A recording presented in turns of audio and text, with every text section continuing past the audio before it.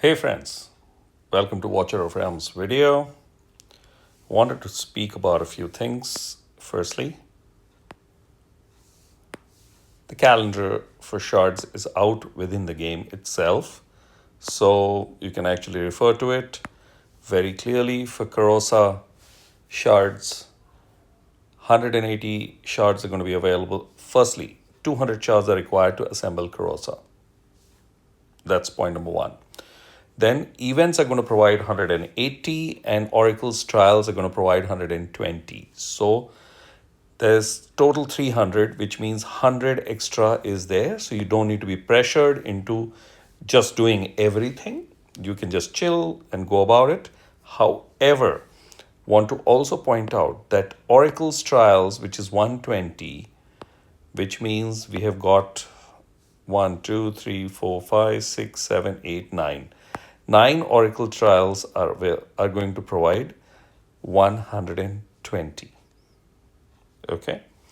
Which means you very clearly will have access to even or have they included it in this? I suppose that they may have, but from my experience, I don't think so. They have included. Yeah, no, they haven't included.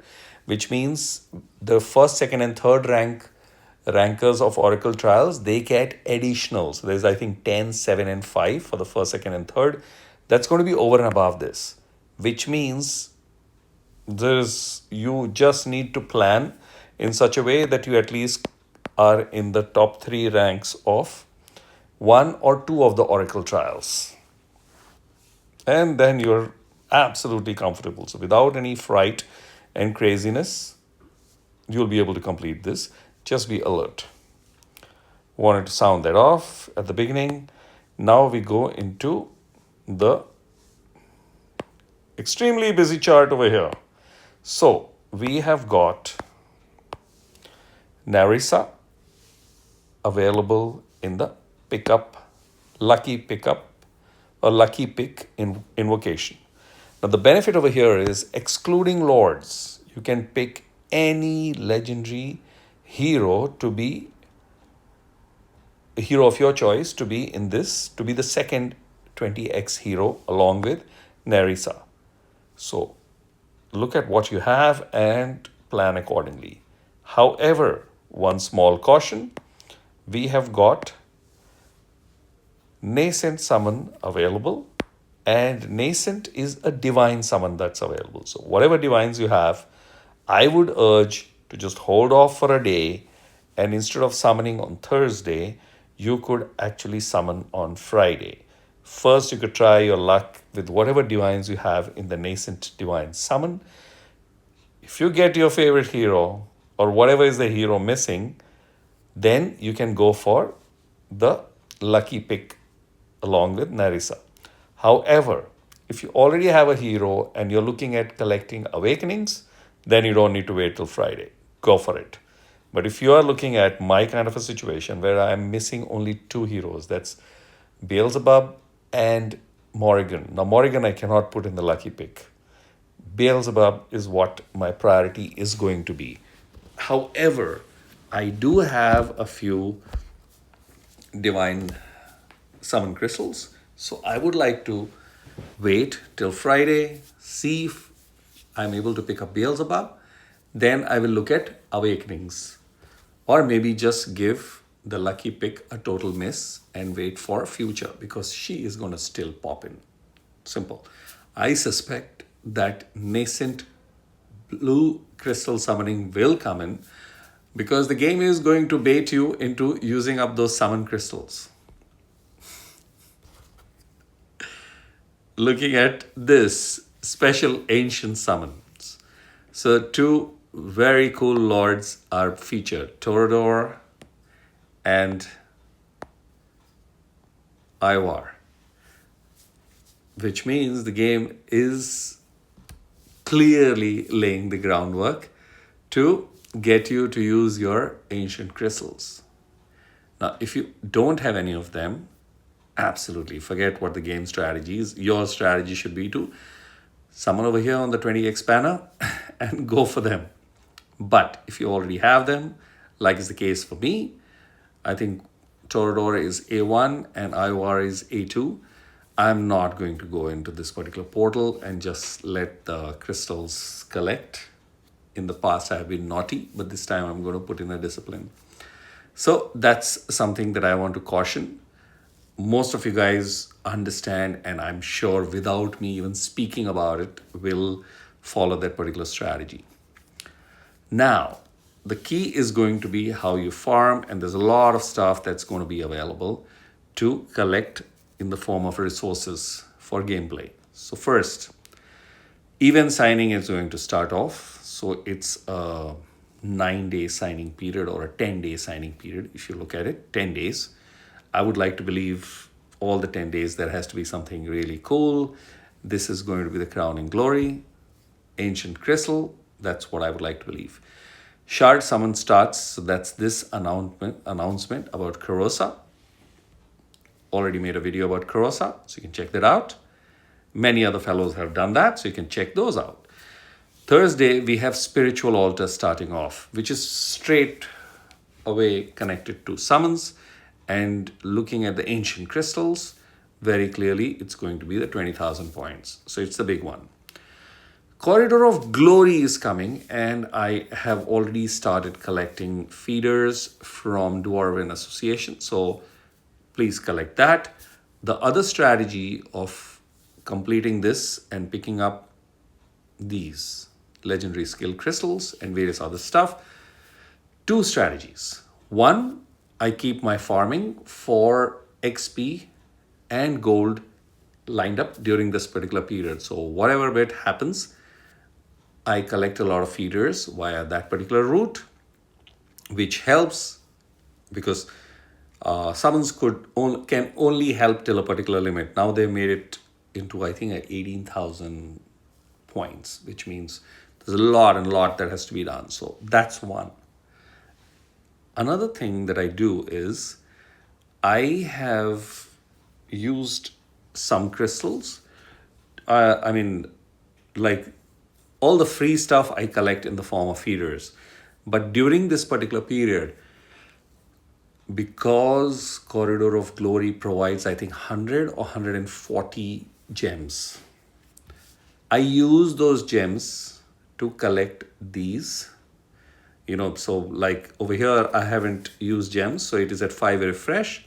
So I use gems during the period of Corridor of Glory to buy more of these feeders, because the skill crystal, legendary skill crystals, are the key over there, and it's totally worth to collect the gems from the game and use it forward. I'm collecting all stamina also. So let me go back. Yeah, so Corridor of Glory, you can maximize. Tales of Smith, I would like to believe from the oracles you can see, so there will be a lot of stuff coming in for farming. Odyssey of Dreams is going to come in, so that is your dice, which is going to give these legendary summoning shards, which should be useful in the Nascent. And of course, this. So that's one good part. Then Engravers Exhibition. The rings, they're going to be available, which means you'll be able to pick up one straight shard and gems and so on and so forth. So that's the easy one. Scroll Exploration is coming, and this is the part that I really look forward to. So be careful to plan, because there's a lot of resource that's going to be made available from the Scroll Exploration. And at the same time, what happens is gold. So the gold bonus is going to be one of those. So that's something that you don't need to activate, because you're going to get a lot from within the exploration itself, and you'll be stacked for 2 to 3 days or 4 days, depending on how many they have kept there. So that's the part that I wanted to. And then of course you'll get your Tales of Smith based on all the farming that you would have kept. And of course on Saturday we have the next Brave Conquest coming in with the resources that you get from there, and then your massive amount of farming. So stamina is going to be the key, and hence United Front shop. You just need to go into United Front, and on a daily basis, once you have cleared, then when you start the day, the first three you can actually do the stage 5. After that, to collect the 3000 points, you can just quietly do stage 1 in technical farming in collaboration with anybody that's available. And that's it. That's a quick 80 of these United tokens you can collect. And then eventually you can go to the shop and just clean up all the stamina options that are available. So that's what I have done, cleared it, collected everything else. Now, whatever I collect in the form of stuff is going to be, I'll just pick up the gold to put in. I think I'm going to collect some 920 eventually. So I've just held off. Doesn't matter. Also, if you have completely exhausted the United tokens, that doesn't mean you cannot, because for the next 5 days, you can still do your stage 5 3 times and collect those goodies. So that is always there as an option. Stage 5, I have made the videos very clearly. When you are doing your stage 5, it's important. Where is the map? Yeah, for stage 5, just take 2 ground units, one ideally a defender and another a DPS, so that it blocks and you are able to reach the rush stage, because that's where you'll get the rewards for stage 5. I am seeing quite a few players who are bringing a lot of platform units, but you still need to block in stage 4 and 5. Some of the, I mean, there are bosses that just burst up and there are 15 to 20 mobs that they generate, or they release rather, and you can very clearly see. So here they are. It's properly explained.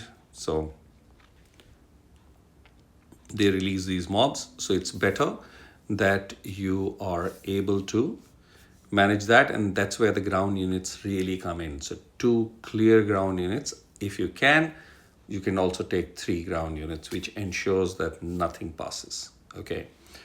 You can look at some of the leaderboard fellows, what they have. So here they are. You can see what teams they are carrying.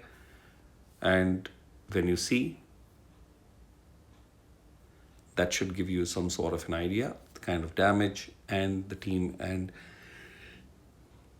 when you look at the battle power, it's not some insanely high, but it is pretty up there also. I would like to believe the gears and the artifacts would be all maxed out, because looking at the kind of damage numbers that they're showing, it's very high.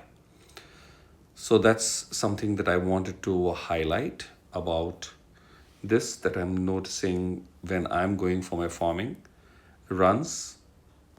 There, like today, I failed 3 times in stage 5 because the opposite buddy did not have ground units, or just took 1 ground unit. So the mobs just passed through.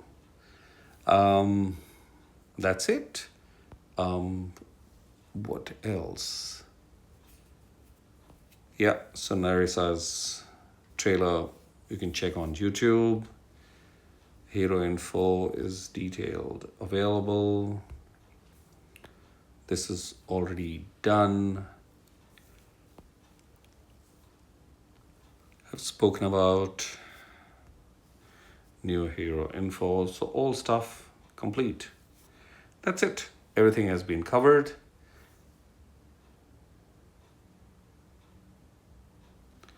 Good luck planning the strategy for this one. There's a lot of resources that's going to come from all the sign-in, Spiritual Altar, Corridor of Glory, Odyssey of Dreams, Engraver's Exhibition, and Scroll Exploration. Scroll Exploration is also going to give you those keys for Gear Dungeon.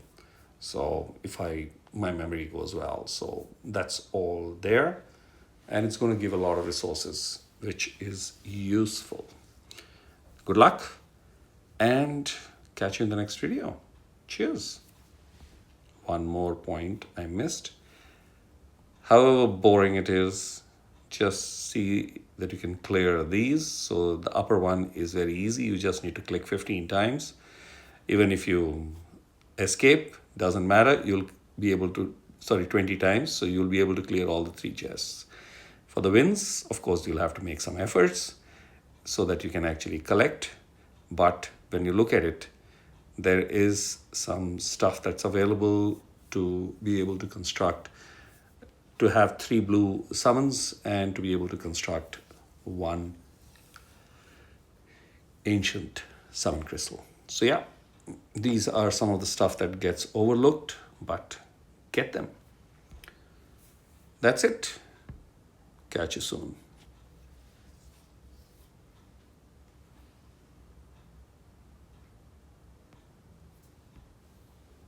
Actually, let's go.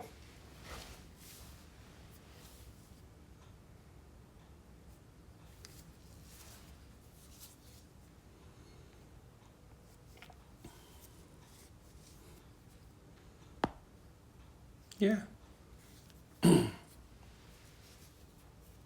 didn't even see which level it is, but doesn't matter. It's a standard. Yeah, the monsters will give me an idea now. Okay. I think it's 4, stage 4.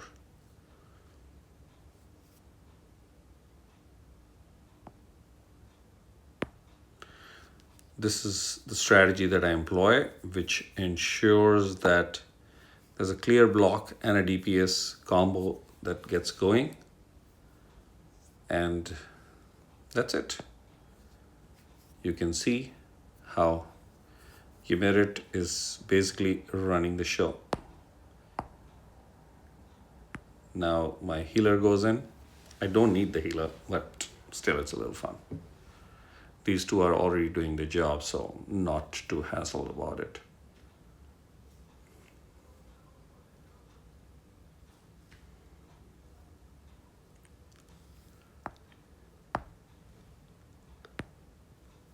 Ingrid joins play.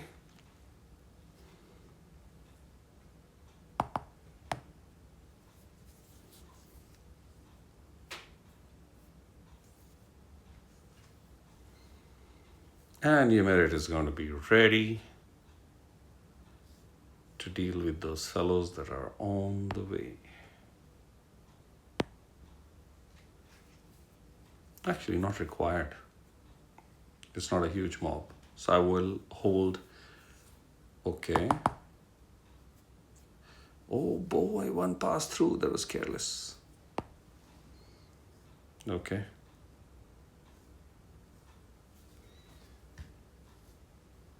That's an error. Okay, let's do this, and they will release a mob.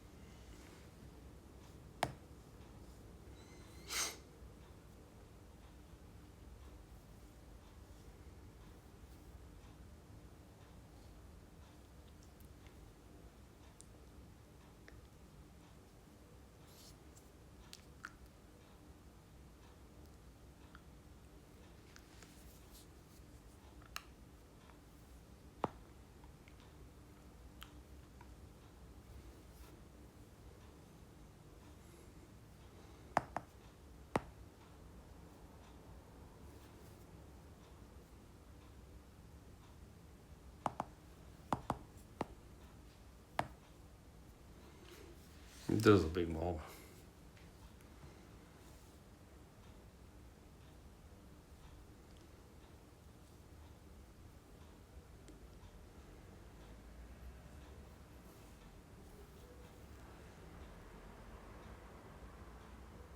Iovar is a big goat for this whole thing with Anora. I'm using Praetus. Most of the times I'm not going for some super high. Don't have that sort of a setup.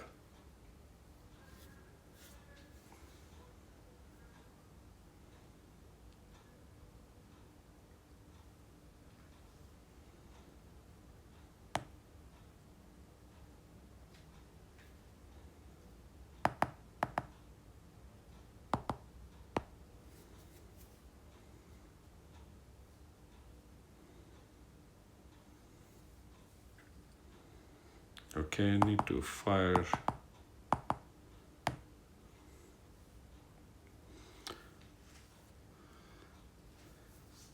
Yeah. So Emerit takes care of both the lanes, which is really fantastic. Yeah, there you are.